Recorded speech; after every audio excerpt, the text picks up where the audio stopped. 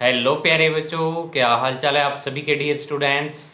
तो देखिए प्यारे बच्चों, अपने कर रहे थे फिजिक्स का चैप्टर नंबर 4 विद्युत धारिता।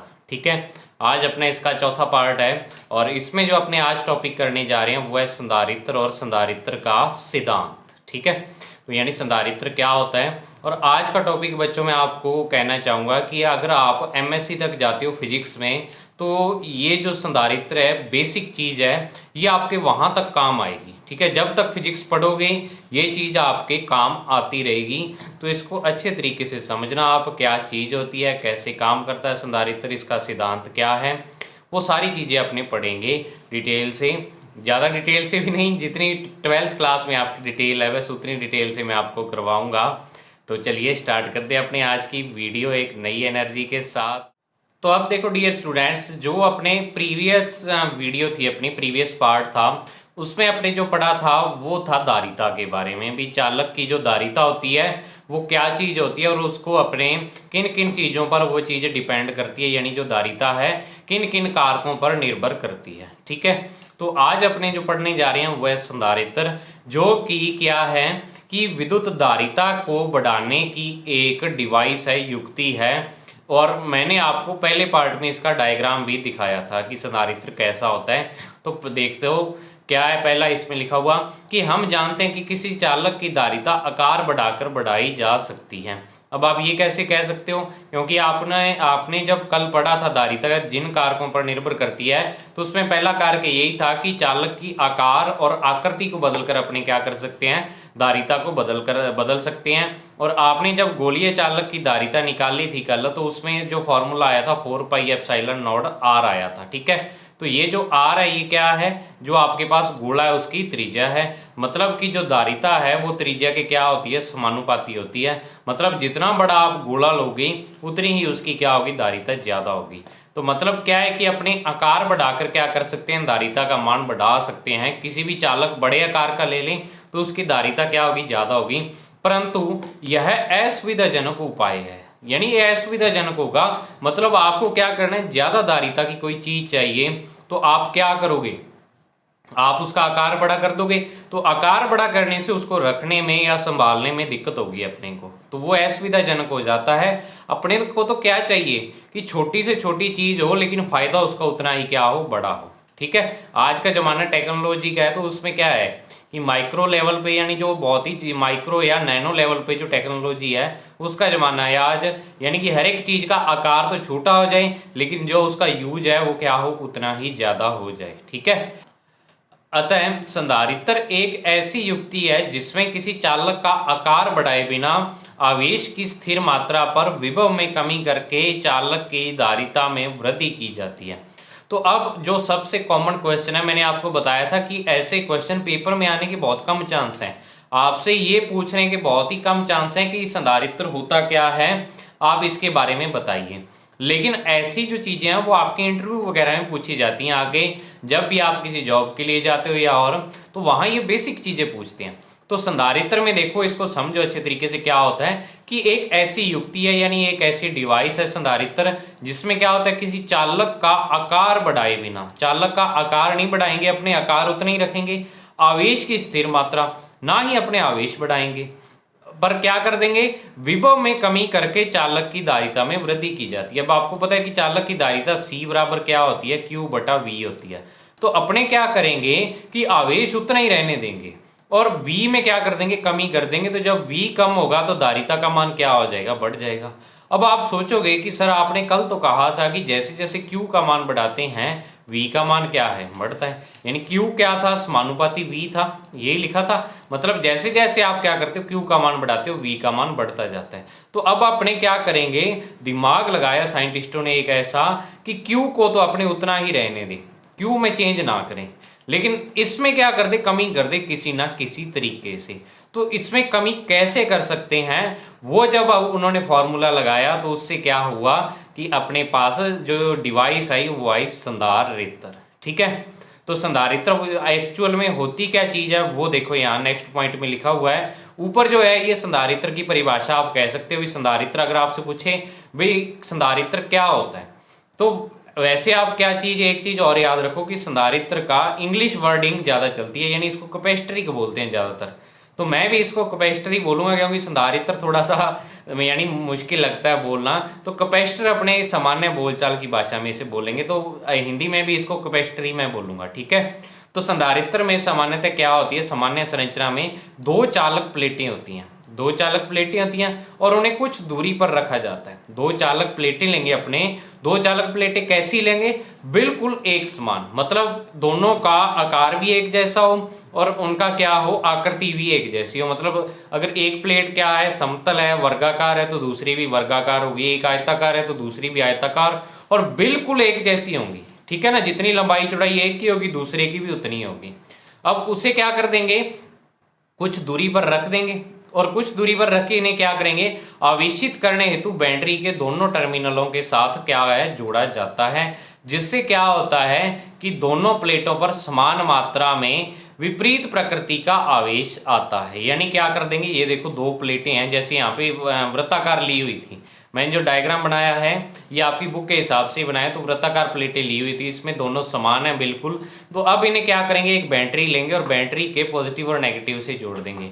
तो जो बैटरी के पॉजिटिव से प्लेट जुड़ी हुई होगी उस पर पॉजिटिव आवेश आ जाएगा, और जो नेगेटिव से जुड़ी हुई होगी उस पर नेगेटिव क्यू आवेश आ जाएगा, ठीक है। तो उस पर क्या होगा, वह बैटरी हटाने पर भी यह आवेश क्या होता है, विद्यमान रहता है। अब अगर आप क्या कर दो, बैटरी को हटा दो, फिर भी क्या होगा, बैटरी को यहाँ से निकाल दो, फिर भी ये जो आवेश है इन प्लेटों पर क्या रहेगा, विद्यमान रहेगा।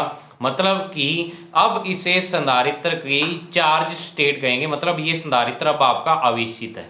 जब संधारित्र की दोनों प्लेटों पर आवेश विद्यमान रहता है तो क्या होगा, ये वाला जो संधारित्र है आवेशित हो जाएगा। अब देखो वैसे तो क्या होता है इसमें, एक चीज आपको और बता दूं कि कहने की चीज और होती है लेकिन एक्चुअल में चीज और होती है। अब वो देखो कैसे, आपको सारे टीचर ऐसे ही बताएंगे कि जो बैटरी होती है, बैटरी के पॉजिटिव टर्मिनल से इस पर प्लस क्यू आवेश चला जाता है और इस पर माइनस क्यू आवेश चला जाता है। तो देखो अगर बैटरी खुद आवेश दे रही है, भी यहाँ से आप ऐसे कह रहे हो भी इसको प्लस आवेश दे रही है और इसको बैटरी क्या दे रही है, माइनस आवेश दे रही है। जब अपने लाइन ये लिखी कि बैटरी के दोनों टर्मिनलों के साथ जोड़ा जाता है तो प्लेटों पर समान मात्रा में विपरीत प्रकृति का आवेश आ जाता है। तो ज़्यादातर बच्चे यहाँ पे यही सोचते हैं और ज़्यादातर एजुकेटर्स भी यही बताते हैं कि बैटरी के पॉजिटिव टर्मिनल से जोड़ेंगे तो इस पर प्लस आवेश और इस पर माइनस आवेश आएगा। लेकिन एक्चुअल में बैटरी काम कुछ और होता है बैटरी का, वैसे ही अगले पार्ट में भी अपने डिस्कस करेंगे, लेकिन फिर भी आपको थोड़ी चीज़ मैं यहाँ पे एक्सप्लेन कर दूँ कि अगर मान लो ऐसा हो तो बैटरी के आवेश में कमी होती जाएगी। मान लो इसके पास जो पॉजिटिव आवेश है पॉजिटिव टर्मिनल पर वो कम होता जाएगा, इधर नेगेटिव पर कम होता जाएगा, तो ऐसे तो बैटरी बिल्कुल खत्म होती जाएगी, ठीक है। बैटरी अपने आवेश को दूसरे को दे रही है, अब एक संधारित्र को दिया आवेश, फिर दूसरा संधारित्र जोड़ दिया तो उसको दे दिया, तीसरे को दे दिया, तो वास्तव में ये प्रोसेस नहीं होती। अगर आप ये सोच रहे हो ना कि बैटरी इन प्लेटों को आवेश देती है, तो वो चीज नहीं होती। तो होता क्या है यहाँ पे, वो देखो कि बैटरी का काम बस इतना होता है कि बैटरी क्या करती है कि यहाँ पहले मान लो दोनों जो प्लेटें हैं उस पर आवेश जीरो है, कोई आवेश नहीं है। अब बैटरी क्या करेगी, जब आप पॉजिटिव नेगेटिव बैटरी के जोड़ देते हो तो ये वाले, अगर देखो यहाँ पॉजिटिव टर्मिनल है बैटरी का, तो इस प्लेट के इलेक्ट्रॉनों को बैटरी क्या करेगी, आकर्षित करेगी। पॉजिटिव क्या करता है, पॉजिटिव नेगेटिव आवेश को आकर्षित करेगा, तो अब इसके इलेक्ट्रॉनों को आकर्षित करेगी, तो ये वाले इलेक्ट्रॉन क्या होंगे, यहां से बहना ऐसे स्टार्ट कर देंगे, ठीक है। तो इलेक्ट्रॉनों को क्या करेगी, ये आकर्षित करेगी और उसको इलेक्ट्रॉनों को आकर्षित करके और ये नेगेटिव प्लेट पर क्या कर देगी, ट्रांसफर कर देगी। तो बैटरी का जो कार्य होता है वो वास्तव में संधारित्र में क्या होता है, वैसे तो संधारित्र को आवेशित करती है बैटरी, लेकिन खुद आवेश नहीं देती, एक प्लेट के आवेश को दूसरी प्लेट पर क्या कर देती है, स्थानांतरित करती है बैटरी, ठीक है। लेकिन आपको ये बात बहुत ही कम लोग बताएंगे, आपको ज्यादातर जो टीचर्स है वो ऐसे कहेंगे कि बैटरी पॉजिटिव और नेगेटिव आवेश इनको दे देती है, लेकिन एक्चुअल में बच्चों ये प्रोसेस होती है। भी एक प्लेट के आवेश को, अब इस प्लेट पर देखो जिस पर पॉजिटिव आवेश आया है, यहाँ से बैटरी क्या करती है, इलेक्ट्रॉन निकाल लेती है, इलेक्ट्रॉनों को खींच के और उनको क्या करती है, इस नेगेटिव पर भेज देती है। तो अब यहाँ पर इलेक्ट्रॉनों की कमी होगी तो इस पर प्लस क्यू आवेश आ गया, और उतने ही इलेक्ट्रॉन जितने इसने यहाँ से निकाले उतने इलेक्ट्रॉन इस प्लेट पर जब चले गए तो इस पर क्या आ गया, उतना ही नेगेटिव चार्ज आ जाएगा। तो एक पर प्लस क्यू चार्ज और एक पर माइनस क्यू चार्ज आ जाता है। ठीक है, ये चीज समझ आई। अब नेक्स्ट क्या है कि अतः संधारित्र एक आवेश संग्रह करने की युक्ति है, यानी संधारित्र पर क्या कर सकते हैं, अपने चार्ज इकट्ठा कर सकते हैं। तो देखो एक पर पॉजिटिव चार्ज हो गया और एक पर क्या हो गया, नेगेटिव चार्ज इकट्ठा हो जाएगा। ठीक है, तो अब नेक्स्ट क्या है, समझ आया ये चीज। नेक्स्ट जो पॉइंट है वो बहुत ही ज्यादा इंपॉर्टेंट है, क्या है कि संधारित्र पर कुल आवेश क्या होता है, जीरो होता है, क्योंकि एक प्लेट पर पॉजिटिव प्लस क्यू आवेश होता है और दूसरी प्लेट पर माइनस क्यू आवेश होता है, लेकिन टोटल अगर अपने कहें तो टोटल दोनों प्लेटों पर आवेश मिला के जीरो होता है। अब कई बच्चे सोचेंगे, यहाँ पे ये चीज सोच लेते हैं कि सर आपने तो आवेश ही जीरो कर दिया तो धारिता भी तो उसकी जीरो हो जाएगी। तो बच्चों धारिता किस पर डिपेंड करती है, धारिता अपने एक प्लेट पर आवेश लेते हैं, ना कि दोनों प्लेटों का इकट्ठा आवेश लेंगे। ये तो इसने नेट आवेश वैसे कह दिया। अब जीरो आवेश का मतलब ऐसे थोड़ा भी यहाँ पे कोई आवेश ही नहीं है, यहाँ पर जीरो आवेश का मतलब है भी जितना पॉजिटिव है उतना ही नेगेटिव है। ठीक है, टोटल दोनों का सम जीरो है, सम जीरो है। तो ऐसे नहीं भी आप कह दो भी सर यहाँ तो आवेश है ही नहीं, ये लाइन आप नहीं बोल सकते। ठीक है ना, आप ऐसे थोड़ा कह सकते हो कि मान लो एक वस्तु पड़ी है यहाँ पे, तो इस पे क्या है, एक 20 न्यूटन का बल इधर लग रहा है और एक दूसरा 20 न्यूटन का बल इधर लग रहा है। तो अब आप कह दोगे भी सर इस पे तो बल ही नहीं लग रहा, ये लाइन गलत है। आप ऐसे कह सकते हो कि इस पे नेट बल जीरो लग रहा है, लेकिन आप ऐसे थोड़ा कह सकते हो कि यहाँ बल नहीं लग रहा। तो बल नहीं लग रहा तो मतलब ये वस्तु वैसे पड़ी हुई है, तो मतलब यहाँ भी जीरो होना चाहिए और यहाँ भी जीरो होना चाहिए, ऐसा नहीं है बच्चों। बल इस पर दोनों साइड लग रहा है, दोनों साइड विपरीत लग रहा है, लेकिन समान लग रहा है। वैसे दिशा विपरीत है बल की, लेकिन वैसे समान लग रहा है। तो ऐसे तो है नहीं भी यहाँ 20 न्यूटन की जगह 0 न्यूटन लग रहा है, बल तो लग रहा है ना। तो वही चीज यहाँ पे है कि आवेश तो है लेकिन टोटल अपने जीरो कह देते हैं, नेट आवेश क्या होता है, जीरो होता है। और बहुत बार पेपरों में ये क्वेश्चन आता भी है, कंपटीशन एग्जाम में खासकर, और आपके भी बोर्ड में 1 नंबर का क्वेश्चन यहाँ से आ सकता है कि संधारित्र पर कुल आवेश कितना होता है। तो संधारित्र पर कुल आवेश कह दिए तो उसमें दोनों प्लेटों का आवेश काउंट होगा, दोनों प्लेटों का आवेश जुड़ेगा। ठीक है, अब नेक्स्ट जो चीज आती है वो बहुत ही इंपॉर्टेंट आती है, क्या कि संधारित्र का परिपथ में उपयोग किया जाने वाला चिन्ह है। भी जब भी अपने किसी परिपथ बनाएंगे, सर्किट डायग्राम बनाएंगे, तो उसमें संधारित्र को कैसे दिखाएंगे। ये दोनों सिंबल हैं संधारित्र के। पहला जो चिन्ह है ये आपको लगभग 99% केसों में यही मिलेगा। ठीक है, 12वीं क्लास में तो आपको 100% ही ये वाला मिलेगा। आगे बड़ी क्लासों में हो सकता है भी कई जगह ये वाला मिल जाए, एमएससी में खासकर आता है, वैसे नहीं आता ये। ठीक है, तो ज्यादातर यानी लगभग सभी केसों में आपको ये वाला चिन्ह मिलेगा।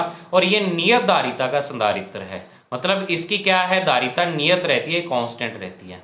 लेकिन जो दूसरा है ये परिवर्ती धारिता का संधारित्र है। यहाँ पे अपने क्या कर दिया, सुई लगा दी एक। सुई का मतलब क्या है कि आप इसकी धारिता को सेट कर सकते हो भी इतनी रखनी है, मेरे को इतनी फैरेड रखनी है या इतने फैरेड रखनी है। तो ये जो यहाँ पे तीर का चिन्ह है ये अपने को एक तरह से सुई है। ठीक है ना, यानी पॉइंट रहे इसका, ऐसे कह सकते हो। तो ये परिवर्ती धारिता के संधारित्र भी आते हैं। संधारित्र दोनों प्रकार के हैं, तो जो अपने सर्किट होंगे उसमें ये वाला संधारित्र, तो ये इसका चिन्ह हो गया। ठीक है, इसको दिखाने का भी सर्किट में जहां पे ऐसा चिन्ह होगा मतलब वहां पे संधारित्र लगा हुआ है। समझ आया। और ये परिवर्ती धारिता का संधारित्र, इसका उपयोग क्या होता है और ये क्या चीज होती है, ये 10वें चैप्टर में थोड़ा सा अपने पढ़ेंगे इसके बारे में। परिवर्ती धारिता का संधारित्र ये खासकर रेडियो टेलीविजन में काम आता है। ठीक है, तो वहां पे पढ़ेंगे अपने। अब नेक्स्ट है संधारित्र का सिद्धांत। भाई संधारित्र का सिद्धांत क्या है, किस सिद्धांत पर ये काम करता है। यानी आप संधारित्र जो अपने बनाते हैं एक्चुअल में उसमें क्या चीज होती है कि उसकी धारिता बढ़ जाती है, वो उसका सिद्धांत है। ठीक है, भाई संधारित्र के अंदर अपने ऐसा क्या कर देते हैं कि जिससे उसकी धारिता बढ़ जाती है, वो संधारित्र का सिद्धांत है। तो वो अपने इसमें समझेंगे। लेकिन बच्चों ये सिद्धांत क्या, एक तरह का मॉडल है, प्रैक्टिकली चीज इससे अलग होती है। ये अपने एक मॉडल बनाया हुआ है, जो सिद्धांत है ना ये आप ऐसे नहीं कह सकते कि वास्तव में ऐसा होता है, ये एक मॉडल है, उसी मॉडल पर बेस्ड अपने क्या कर देते हैं, कोई डिवाइस या जिस जो संधारित्र अपना वास्तव में होता है वो बना देते हैं। ठीक है, तो पहले मॉडल समझो, फिर अपने समझेंगे कि संधारित्र एक्चुअल में कैसे अपने उसको यूज में लेते हैं। तो संधारित्र के सिद्धांत को हम निम्न चित्रों में दिखाई व्यवस्था द्वारा समझा सकते हैं। ठीक है, अपने इसको निम्न चीज जो डायग्राम यहाँ पे बने हुए हैं इसके द्वारा समझा सकते हैं। तो अब देखो क्या होता है कि सर्वप्रथम एक चालक प्लेट ए को प्लस क्यू आवेश देते हैं। भाई ये जो है अपने पास क्या है, एक चालक प्लेट है और इसको अपने क्या करते हैं, प्लस क्यू आवेश देते हैं। ठीक है, प्लस क्यू आवेश इसको दे दिया। तो वैसे मैं यहाँ पे लगाना भूल गया एक चीज आपको, और मैंने यहाँ पे उसके लिए मैं आपको सॉरी कहता हूँ। और दूसरा एक चीज मैं आपको सॉरी इसलिए बोल रहा हूँ कि आपको एक चीज मैंने थोड़ी सी एक्सप्लेन करना मैं भूल गया जब अपने चैप्टर नंबर 2 किया था। उसमें जो चालक प्लेट को आवेश देते हैं ना, वो मैंने अब कन्फर्म किया कि चालक प्लेट को दिया गया आवेश उसकी सतह पर ही रहता है। और ज्यादातर जो बुक्स है ना उसमें दोनों साइड दिखाया हुआ है आवेश। वैसे तो क्या होता है कि आपकी बुक के हिसाब से तो चालक प्लेट को जिस साइड देते हैं आवेश उसी साइड रहता है, लेकिन अब मैंने कंफर्म किया तो उसमें क्या है कि एक चीज यहाँ पे कॉमन लिखी हुई है, क्या कि अचालक प्लेट को जब अपने आवेश देंगे उसके सारे सतह पर फैलेगा और अंदर भी चला जाएगा, और जब अपने चालक प्लेट को आवेश देंगे तो उसकी सारी सतह पर ही रहेगा, अंदर नहीं जाएगा। और मैंने आपको ये बता दिया था चैप्टर 2 में कि अगर अपने क्या करते हैं इसी साइड देंगे आवेश तो इसी साइड ही रहेगा, लेकिन अब मैंने इसको कंफर्म किया है तो मतलब जो आवेश है पूरी प्लेट पर ही आ जाएगा। जब आप इसको प्लस क्यू आवेश दोगे तो ये ऐसे नहीं इधर भी आ जाएगा, यानी सारी प्लेट पर क्या हो जाएगा, वो फैल जाएगा, लेकिन रहेगा सतह पर, अंदर आवेश नहीं जाएगा आपका। ठीक है ना, सतह पर ही रहेगा, अंदर बिल्कुल नहीं जाएगा आवेश। ये चीज आप यहाँ पे मॉडिफाई कर लेना भी। जो चालक प्लेट होती है या चालक होता है कोई भी, उसकी सतह पर आवेश रहता है। वैसे अपने पढ़ा भी था इसको, प्लेट के लिए थोड़ा सा इसको एक्सप्लेन करना मैं ऐसे कह सकता हूँ भी मैंने गलत एक्सप्लेन कर दिया, मैं गलती उसमें मानता हूँ अपनी, तो आप उसमें थोड़ा सा ही संशोधन कर लेना कि जो चालक प्लेट होती है उसमें क्या होता है कि सभी साइड आवेश जाता है लेकिन अंदर नहीं जाता, बस इतनी बात आप याद रखो। अब देखो जब अपने इसको प्लस क्यू आवेश देंगे, ये डायग्राम में भी बुक में भी ऐसे दिखाया हुआ है यहाँ आवेश, तो इसको प्लस क्यू आवेश देंगे। अब नेक्स्ट क्या है कि जो इसको प्लस क्यू आवेश दिया, अब दिखाने के लिए अपने इसको क्या कर दिया, अब यहाँ पे बच्चे कंफ्यूज हो जाते हैं कि सर यहाँ तो प्लस क्यू आवेश है, वो इस साइड भी दिखाया हुआ और यहाँ पे इस साइड, तो तभी मैंने क्या किया, वो झंझट ही खत्म कर दिया। आप क्या करो, एक साइड इसके दे दो आवेश, बस यही मान लो भी ये कितना है, प्लस क्यू आवेश इसको क्या है, दिया हुआ है। ठीक है, ये मान लो आप।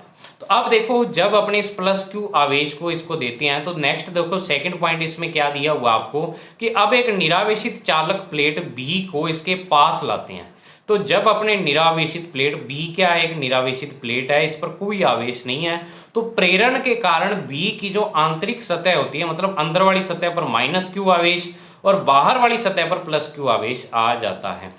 भाई अब अपने क्या करेंगे, पहले अपने एक प्लेट ए रखी, इस पर प्लस क्यू आवेश विद्यमान है। अब इसके पास बी प्लेट लाएंगे तो इस बी प्लेट पर क्या होगा, पहले कोई आवेश नहीं है।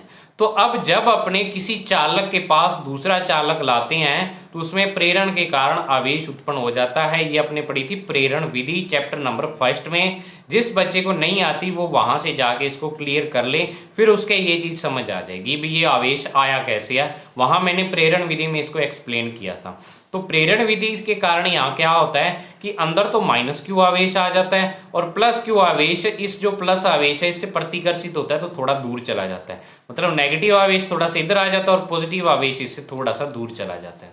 तो अब देखो अगर मैं मानता हूं कि यहां इस प्लेट से कुछ दूरी पर क्या है, एक बिंदु है और इस पर क्यू आवेश है और ये बिंदु यहां से आर दूरी पर है, क्या है, आर दूरी पर है। तो अब इस पर क्या होगा, इस बिंदु पर अगर मैं विभव का मान लिखूं तो के क्यू बटा आर होगा, इस कंडीशन में जब आपने ओनली प्लस क्यू आवेश वाली प्लेट ली हुई है। ठीक है, लेकिन जब मैं बी प्लेट को पास ले आता हूं तो यही बिंदु अगर मैं यहां पे लूं तो यहां पे इस प्लेट के कारण तो क्या है, ये वाला विभव आएगा जो कि प्लस का होगा।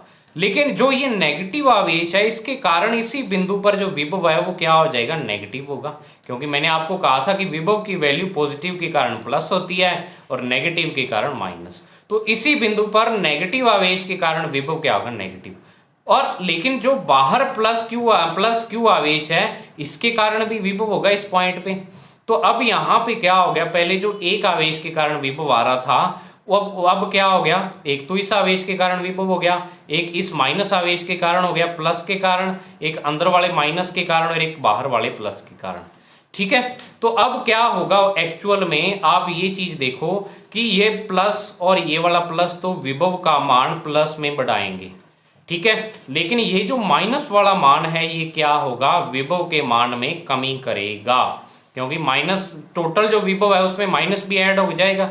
आप इसको इस तरह से समझ सकते हो भी पहले किसी पॉइंट पे जो विभव का मान था वो 10 वोल्ट था। अब देखो इस प्लेट के कारण तो रहा 10 वोल्ट ही, लेकिन अब नेगेटिव के कारण क्या हो गया कि इस पे क्या आ गया, माइनस का, आप ऐसे मान लो भी 6 वोल्ट विभव क्या आ गया, नेगेटिव आ गया। लेकिन अब ये बाहर वाला जो प्लस क्यू आवेश है वो इस बिंदु से ज्यादा दूर है, तो ये भी इसके कारण भी थोड़ा बहुत विभव, आप ऐसे मान लो भी प्लस 2 वोल्ट विभव इसके कारण हो जाएगा। तो अब जो विभव का मान है वो क्या होगा, 10 माइनस 6 प्लस 2। बाहर वाले प्लस क्यू आवेश के कारण विभव का मान कम क्यों माना, क्योंकि इस बिंदु से ये वाला जो बाहर वाला आवेश है वो थोड़ा ज्यादा दूरी पर है। तो 10 में से 6 गए 4, 4 और 2 6 वोल्ट हो गया अब। लेकिन जो पहले विभव था वो पहले 10 वोल्ट था, अब कितना हो गया, 6 वोल्ट हो गया। तो विभव में क्या हुआ, कमी आई, लेकिन कुछ कमी आई, लेकिन बाहर वाला जो प्लस क्यू आवेश है ये फिर से विभव के मान को बढ़ा रहा है। तो इसका खात्मा करने के लिए अपने क्या कर दिया, इसको जो बाहर वाले आवेश को निरावेशित करने के लिए इस प्लेट को ग्राउंडेड कर दिया, मतलब धरती से जोड़ दिया, अर्थ कर दिया। इसका अर्थ का मतलब क्या होता है, भू संपर्कित, इसको लिखेंगे अपने यहाँ पे भू संपर्कित वर्ड यूज करेंगे, लेकिन जो सामान्य भाषा में अर्थ करना बोलते हैं, मतलब इस प्लेट से एक तार ली, बाहर वाली साइड से तार को जोड़ा और उस तार को क्या कर दिया, धरती में गाड़ दिया, यहाँ धरती के अंदर इसको लेके। तो अब क्या होगा कि धरती से, आपको पता है कि पृथ्वी का विभव 0 है, तो पृथ्वी से इलेक्ट्रॉन आएंगे और वो इलेक्ट्रॉन इस जो प्लस आवेश है इसको क्या कर देंगे, निरावेशित कर देंगे। तो अब जो बी प्लेट है इस पर क्या होगा, ओनली अंदर ही आवेश बचेगा। बाहर वाला आवेश जब इसको ग्राउंडेड कर दोगे आप, पृथ्वी से जोड़ दोगे, तो पृथ्वी से आने वाले इलेक्ट्रॉन क्या कर देंगे, इसको निरावेशित कर देंगे, मतलब बाहर वाला आवेश अब खत्म हो जाएगा। तो अब अगर विभव का मान मैं कहूं तो 10 माइनस 6 मतलब कितना हो जाएगा, 4 वोल्ट हो जाएगा, 4 वोल्ट हो जाएगा। जो बाहर वाला प्लस 2 था वो प्लस 2 किसके कारण आ रहा था, इस प्लस क्यू आवेश के कारण आ रहा था, और वो अब क्या हो गया, 0। तो जो प्लेट पहले 10 वोल्ट का विभव जिसके कारण किसी बिंदु पर उत्पन्न हो रहा था, अब उसी बिंदु पर जो विभव का मान है वो 4 वोल्ट हो गया। तो क्या हुआ, विभव में कमी आई, लेकिन आपने प्लेट ए है जो, उस पर आवेश में कोई छेड़खानी की क्या, कोई छेड़खानी नहीं की। आपने क्या किया कि एक चालक प्लेट थी उसके पास दूसरी चालक प्लेट ले आए, उसके कारण विभव में कमी होगी। तो यही सामान्य शब्दों में संधारित्र का सिद्धांत है। अब तीसरा पॉइंट पढ़ लो आप, फिर अपने क्या करते हैं। तो देखो यहाँ दूसरा पॉइंट क्या था, अब एक निरावेशित प्लेट बी को इसके पास लाते हैं, प्रेरण के कारण बी की आंतरिक सतह पर माइनस क्यू और बाह्य सतह पर प्लस क्यू आवेश आ जाता है। अब बी पर उपस्थित माइनस क्यू आवेश ए के विभव में कमी करता है, यानी ए के विभव में ये क्या करेगा, कमी करेगा। और लेकिन जो बाहर परंतु बाह्य सतह पर प्लस क्यू आवेश विभव में फिर कुछ वृद्धि करता है। ठीक है, और बुक में ये लाइन लिखी भी हुई है कि जो बाहर वाला आवेश है उसका विभव इतना प्रभावी नहीं होता, उसके विभव का मान कम होता है, क्योंकि वो क्या होता है, थोड़ा सा दूर स्थित होता है। अगर इसके मध्य आप कोई बिंदु ले लेते हो, ऐसे यहाँ पे कोई बिंदु ले लेते हो, तो इससे ये दोनों प्लेटें तो समान दूरी पर होंगी, लेकिन जो बाहर वाला आवेश है ये कुछ एक्स्ट्रा थोड़ी सी दूरी इसकी बढ़ जाएगी, तो इसके कारण विभव क्या होगा, थोड़ा सा कम, लेकिन वृद्धि करेगा फिर भी कुछ ना कुछ। अब बी प्लेट की बाह्य सतह को क्या कर देते हैं, भू संपर्कित या ग्राउंडेड कर देते हैं। ग्राउंडेड करने पर उपस्थित आवेश पृथ्वी से आने वाले इलेक्ट्रॉन से निरावेशित हो जाता है, और बी पर केवल माइनस क्यू आवेश शेष रहता है। बी पर क्या रहेगा, माइनस क्यू आवेश शेष रहेगा, जो विभव ए में, जो ए के विभव में कमी करता है, जिससे निकाय की धारिता क्या होती है, बहुत ही बढ़ जाती है। ठीक है, तो अब इस जो पूरा अपनी कहानी अपने समझी है, इसका आपको क्या करना है, बस 2 लाइनों में निचोड़ निकालना है। और 2 लाइनों में निचोड़ ये निकाला हुआ है कि जब किसी आवेशित चालक के निकट अन्य भूसंपर्कित चालक लाने पर चालक की धारिता में बहुत अधिक क्या हो जाती है, वृद्धि हो जाती है। और यही संधारित्र का सिद्धांत है। भाई एक चालक है, उसके पास अपने दूसरा चालक लें और दूसरा चालक कैसा हो, भूसंपर्कित मतलब ग्राउंडेड किया हुआ हो, या आप ऐसे कह सकते हो भी दूसरे चालक की बाह्य सतह का जो विभव है वो जीरो हो, क्योंकि ग्राउंडेड करते हैं तो पृथ्वी का विभव क्या हो जाता है, जीरो हो जाता है। ठीक है, तो जीरो हो जाता है तो उसका विभव भी क्या हो जाएगा, बाहर वाली सतह का जीरो हो जाएगा। तो उससे क्या होगा कि दो, एक प्लस क्यू आवेश है, एक माइनस क्यू, दोनों के कारण धारिता का मान क्या होगा, बढ़ जाएगा। यही संधारित्र का सिद्धांत है। तो एक्चुअल में पेपर में ये चीज कभी नहीं पूछी जाती, जो ऊपर डायग्राम है। तो आप इसमें टेंशन लेने की जरूरत आपको बिल्कुल नहीं है कि सर डायग्राम है ऐसे है वैसे है लंबा है, तो पेपर में कभी नहीं पूछते ऐसे। पेपर में सिर्फ इतना ही आएगा कि संधारित्र का सिद्धांत क्या है, 1 नंबर का क्वेश्चन, और उसमें आपको ये वाली लाइन लिखनी होगी जो यहाँ पे रेड कलर में लिखी हुई है। ठीक है, ये संधारित्र का सिद्धांत है। अब नेक्स्ट क्या है कि चालकों की आकृति के आधार पर संधारित्र जो होता है वो 3 प्रकार के होते हैं, और 3 प्रकार के संधारित्रों में अपने यहाँ 2 प्रकार के दिए हुए हैं। समांतर प्लेट संधारित्र होता है, एक गोलिया होता है और एक बेलनाकार। अब इसमें क्या होगा, समांतर प्लेट में जो प्लेटें होंगी अपनी संधारित्र में, पता है क्या होता है, 2 प्लेटें तो होती हैं, वो दोनों प्लेटें क्या होगी, समांतर स्थित होंगी एक दूसरे के। गोलीय संधारित्र में जो अपने लेंगे दोनों प्लेटें वो गोले होंगे, सकेंद्रीय गोले होंगे, एक छोटा गोला होगा और एक बड़ा गोला होगा।